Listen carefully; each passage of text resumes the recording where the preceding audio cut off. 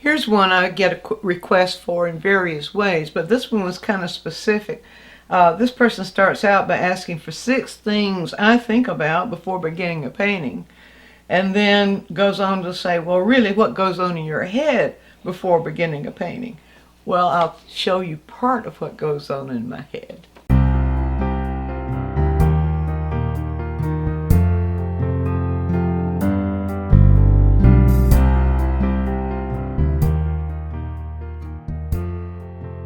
When I begin a painting, I've already done quite a bit of discerning and deciding.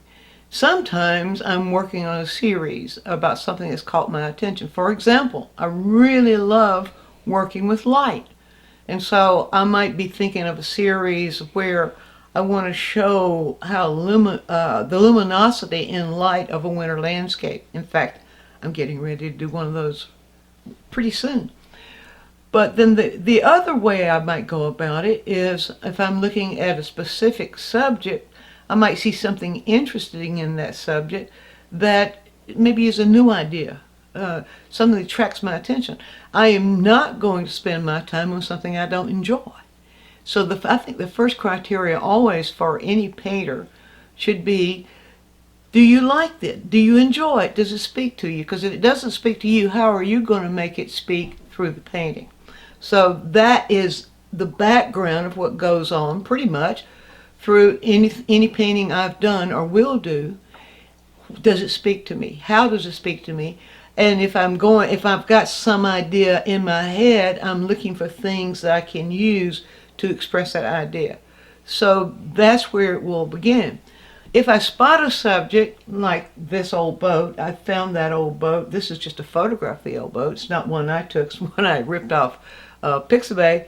But the photograph of the old boat has character. It kind of pulled me to it. I'd like to study that. And if I were there, I would have even more fun with it because I could study it from different points of view. But how do I go about studying? I always do. Before ever doing a painting, there's a good bit of study that goes on. And the first thing I want to know is what's making it do what it does. And I usually use gesture drawing for that. So the first thing will always be a gesture drawing of the subject. Now usually I don't take the drawing much further than gesture drawing because the gesture drawing shows the motion, the movement in that subject that makes it alive, makes it come alive for me.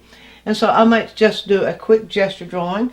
I've got paper here, and I usually just do that with a pencil.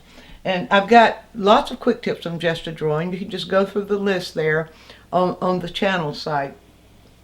But I'll start at any point. So I might start, say, at this point right here, and I begin to just explore what I see the movement doing. What is the movement doing in what I'm looking at there?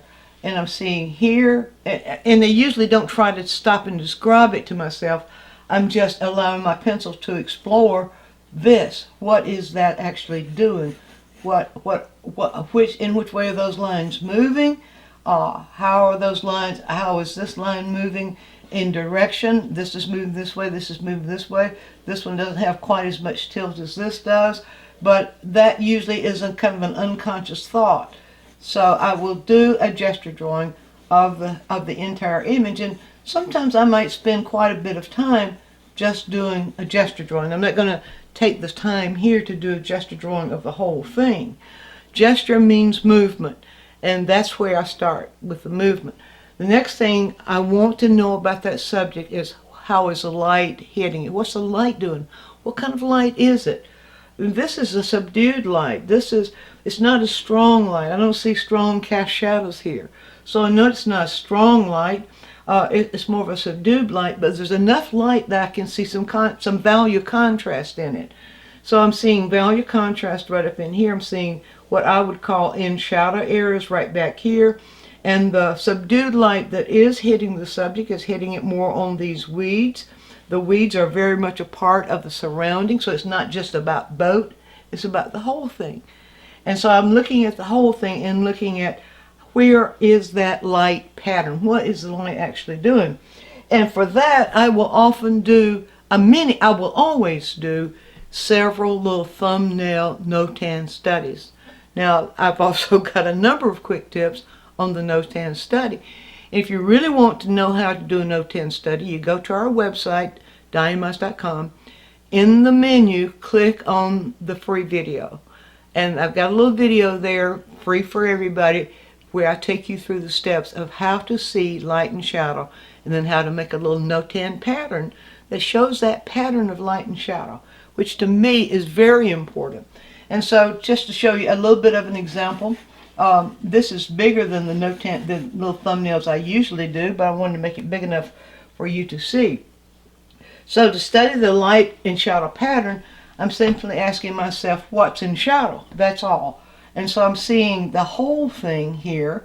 Now I'm not just focused on the subject itself, the boat. I'm focused on the whole thing. This is the thought pattern. This is what the person asked for.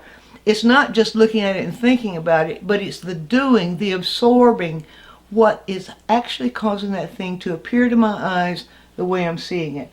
And so I will do then a no-tan study. And so in this particular one, I'm seeing that light, the shadow pattern is right back in here. And there's lots of shadow going on in here. And I keep thinking, what's in shadow, what's in shadow. And at this point, I'm completely not looking at the subject. I'm not looking at what it is. I cannot look at what it is. I'm looking at the light and the shadow. And so whatever I call shadow there gets a dark mark here. Whatever I call shadow gets a dark mark here. And so I just continue making those dark marks. That little pen's running out of ink, so that means getting another pen. All right, let's continue that right here. Continue, and this usually doesn't appear in variations of value. So I'll continue like that. Now, if you want to see more of the no-tan studies complete, go to some of the quick tips about no-tan, or go to that little video I just described to you. But I'll continue that process of discovering what's in shadow, what's in the where do I see it distinguishing itself as being hit more strongly by light, and then the light rays not being able to reach in areas. Those are the shadow areas. Some cases like this, what I would define in the no-tan as shadow areas would also be darker areas that are not absorbing the light. And so that's how I do that. And one way to do that is to squint like this, squint, and then you can see that distinction. So that's the next step I go into. Now, I'm not going to take a lot of time in the quick tip to go through every through the whole thing. That's not necessary. I'm showing you my thinking process. That's what the person asked for. After this step, my next thing is, what are the colors I'm looking at? Now, when I'm out in plein air, which is a fun thing to do, I always take with me either this little watercolor kit right here or gouache. Now, it doesn't, you can use both. It doesn't matter which one you use. Gouache works really, really well when I know I'm going to be studying for an oil painting. The watercolor always works well, and this particular little kit's made by Winsor & Newton. I'm wetting the watercolor now. It's really good to have something that you can just throw in the car and take off, or you can just have it in, if you have a bag or backpack you take with you everywhere you go, you can throw it in there and have a little pad that you would work on, and you'll have it available. That's just part of my equipment. Now, so what would I do here in the way of study? If I'm in plein air, I may not have time. Well, the light's going to change. If it's a direct light, it's going to change, and I want to grasp the color I'm looking at. I want to register the color I'm looking at. So I'm not going to do a painting of that necessarily. Sometimes I will do a complete little study of it depending on what the light's doing. But my main thing is, what color am I looking at? What colors am I looking at? So here I'm seeing there's a yellow-green that seems to be permeating this portion right in here. And what I'm seeing on that boat, I'm seeing a very low intensity yellow-orange actually. So I'm going to explore that. So I'll go with that information that I gave myself, I'll first go to a yellow green, and that is a green, yellow green is a sap green in this case, I know I have right there. And let's get a paper towel here so I can get a little control of the value here. Now, that yellow green is, this yellow green is lighter, so I will do something like this. I will make myself a color splotch, and then I will look and compare. Is this what I'm looking at right there? And I'm seeing variations, and I'm seeing those variations go a little bit more towards orange. This is the kind of color study I do. The initial color study is not making a picture. The next initial color study is about color. This is the way I think. I want to know the color. I don't want to know the color in relation to where it is or what it's defining. I just want to know what color I'm looking at. So if I'm seeing that yellow green move a little bit more towards orange, such as that might be, then I will add a little orange to it, and I'll say, yes, I'm seeing some yellow green moving towards orange, or yellow orange there. And I can see then when I do that, that if it needs a little bit more red in it, I would add a little bit more red to that orange, and that's a little bit too much red. I'd add a little bit more red to that, make it a little bit lighter by adding more water, and I would do something. Do I see? Well, I don't see quite so much of that. I do see a little bit of that popping in right in here. And I'm seeing, what am I seeing back here? I'm seeing a bluer green back there. Well, for the bluer green, I might take my yellow green I've got right here and simply add more ultramarine blue to it. And so I will take ultramarine blue, put it right here, a little bit of it in here, and I'll say, is this what I'm seeing? And I'm seeing that is the right hue. It's certainly not the right value.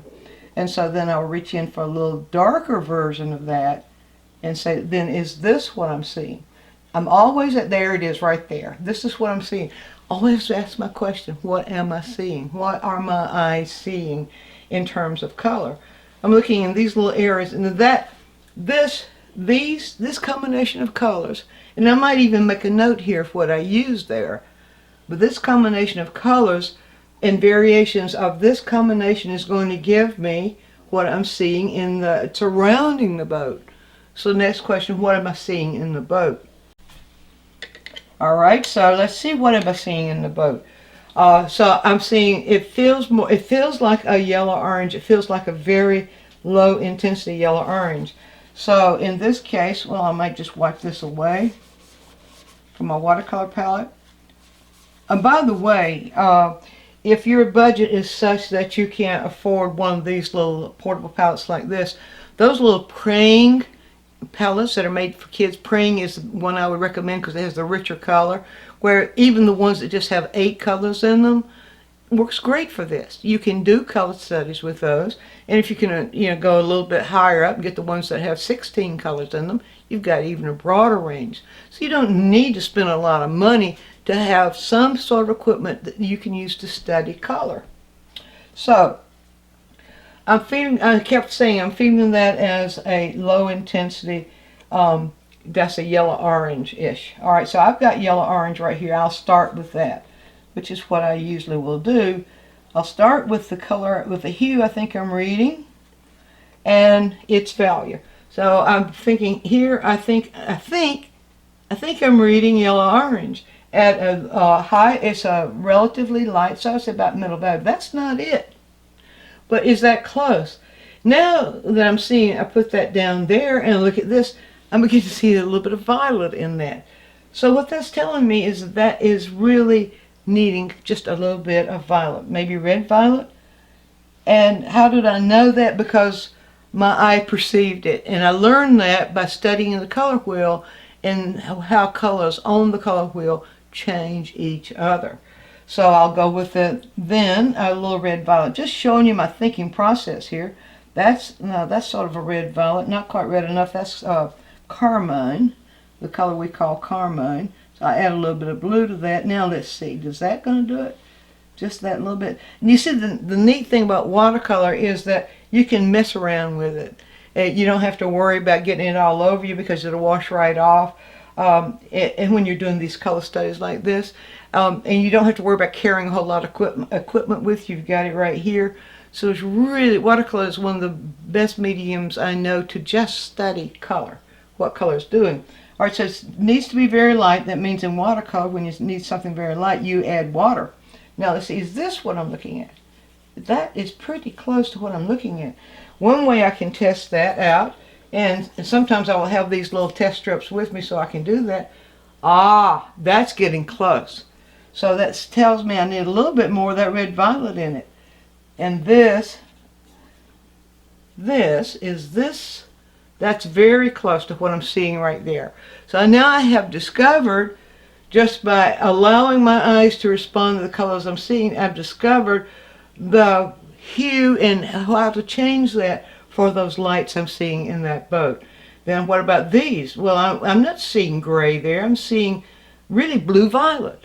And I'm seeing, what am I seeing here? Well, that changes there. That gets a little bit more orange. So I'm not seeing the same color in here, but I'm seeing it as a very dark value. So let's go with blue-violet. I'll start with ultramarine blue, and that would be right here. So I'll just put this ultramarine blue right up there. You see, and I could clean the palette ahead of time if I run out of room. I've got other little palettes here that I could work with, but my tendency is to always play a little dangerous. All right, so there's the red violet. Now, is that what I'm? That's very close to what I'm seeing right there. Very, very close to what I'm seeing right there. And it needs to be have a little bit more red in it, and I think it will be pretty much. So that's what I've discovered there.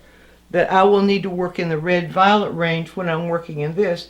This seems to go a little warmer, and when I'm saying warmer to myself, I'm seeing the colors on the other side of the color wheel. So I'll go in for a color that's in, maybe let's see what we got here. There we go. There's a warmer color. That is the quinacridone burnt orange. So maybe that's what I'm seeing here mixed with that red violet. Let's try it. Is it? And that's too light. So then I go with the darker version. This is a thinking process, and you ask for what goes on in my head, trying to show you what goes on in my head before I start a painting. What I learned, the information I try to give myself before I start a painting. Is this it? That is close. It's not dark enough, but it's close. So what if I get that darker? And here again, I'll just do it right over here. That means less water. In watercolor, darker means less water. So let's go with those two colors. And let's see, that is looking more and more like it. Less water still, but there it is right there. So now I have discovered the colors I can set on my palette to begin with in order to do a painting that interprets this. That's what goes in my head before painting, and that's exactly what this person asked for. So it's a process. Now, I'm not suggesting everybody should do it the way I do it, but I'm saying that I've learned from experience that if you explore the subject, explore it from the point of view of what do you see? What's it made of? It doesn't matter if it makes you feel wonderful. It doesn't matter if it makes you feel terrible. It doesn't matter if it's moody or all those things that people like, those romantic ideas people like to put on paintings. That doesn't matter. That is the result of what you discover when you look at it. We look at it with an artist's eye, with a painter's eye. The painter's eye looks for the things I've just described to you in this. So why don't you give a little process like that a try and see if it doesn't improve your paintings. Now, if you remember, the person who wrote the request said 6 steps. I don't divide my steps into numbers. I just I examine the first thing my eye looks at. And so it usually works out that way, that the first thing I want to know is I want to know what the subject is made of. That was the gesture. I want to know how the light and shadow pattern are falling. That is the no-tan. And then I want to know what colors I'm looking at and what those colors are doing. That is the color interpretation. And sometimes those things might get mixed up, or that sometimes they may be stretched out, or sometimes I may do something else. But we know those are always the things that I'll be looking for when I'm thinking about doing a painting. Be sure to view all of our quick tips. And while you're doing so, subscribe to the channel, click on the bell, so you'll always get a notice when we produce a new quick tip, which is every week. And if you have a question, leave it in the comments section and we'll make a quick tip for you. Also, take a trip over to DianneMize.com where I have full-length lessons, downloads, DVDs, lots of other stuff there, some free stuff for you. And while you're there, you can subscribe to the newsletter, and that way you'll always be informed every time we do something new.